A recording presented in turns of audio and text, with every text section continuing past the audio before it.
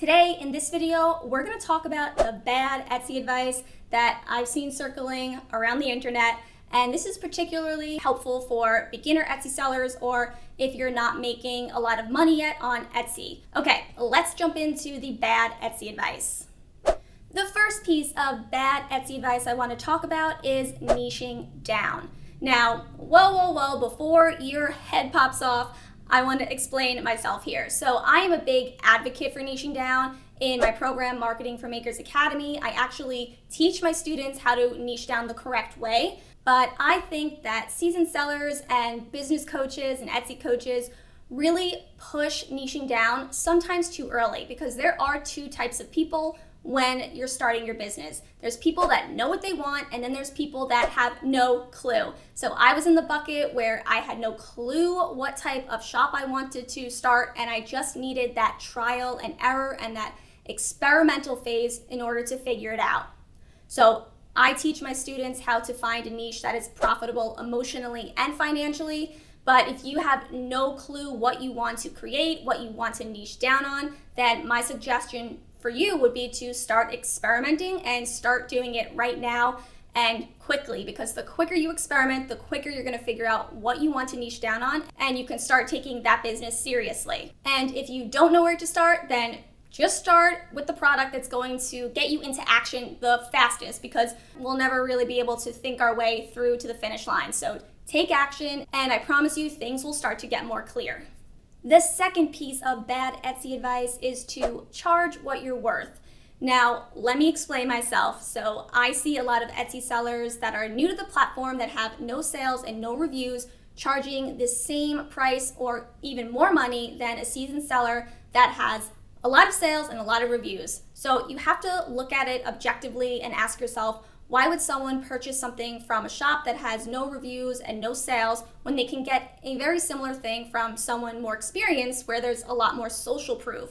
This is especially off-putting for a consumer when there really is nothing too different or too special about the new seller's item. So if this is the case for you, then here's what I suggest you do. I suggest you drop your prices and you compete with price. I know, controversial, but I want you to look at it as cost of business, as a startup cost. The reason why is because Etsy looks at listings that convert. When they convert, they start ranking that listing higher in the search algorithm. So what you can do is drop your prices dramatically so there is an incentive for bargain hunters to buy from you, okay? These aren't your ideal customers at first, but bear with me. So once Etsy sees those conversions happening, they're gonna look at your listing and give it a positive rating score, and they're gonna start to boost it up in the search algorithm a little bit more. When that happens, you can slowly start to increase your prices to the desired amount. And since your listing has converted when it was on sale, it's gonna do a lot better now because Etsy wants people to find this listing because it's proven to convert. I would never suggest this as a long-term strategy, but keep in mind that this is a really great way to quickly get those conversions in the beginning of opening your shop so your listings continue to rank and do well even after you increase the prices.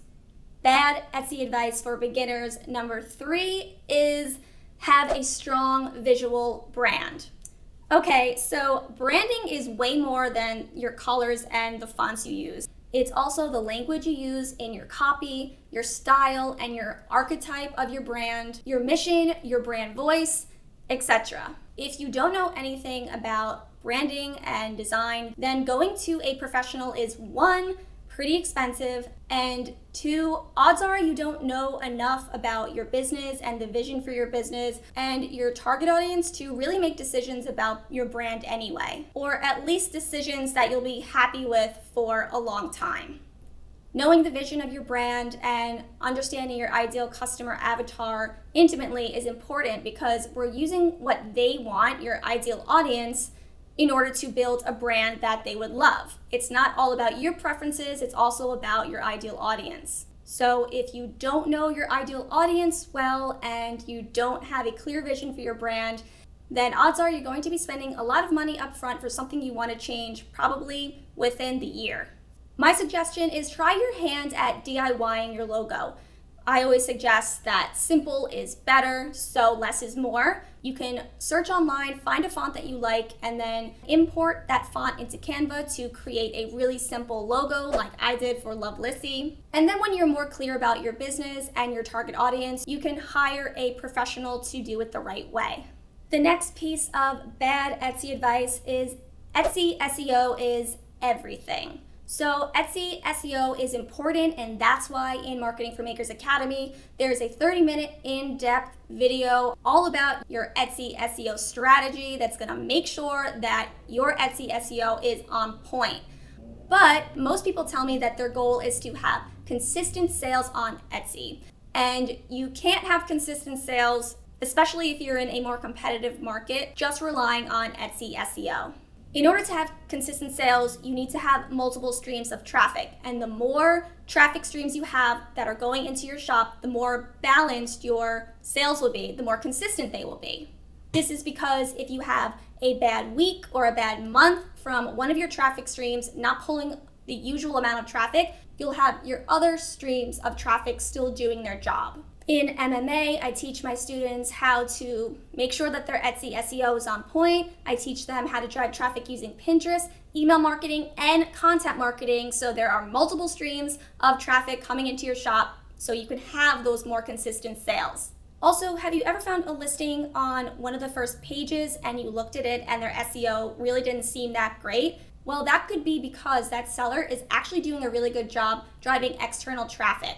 And when that external traffic converts into favorites and into sales, Etsy actually wants to show that listing because it knows it converts from external traffic.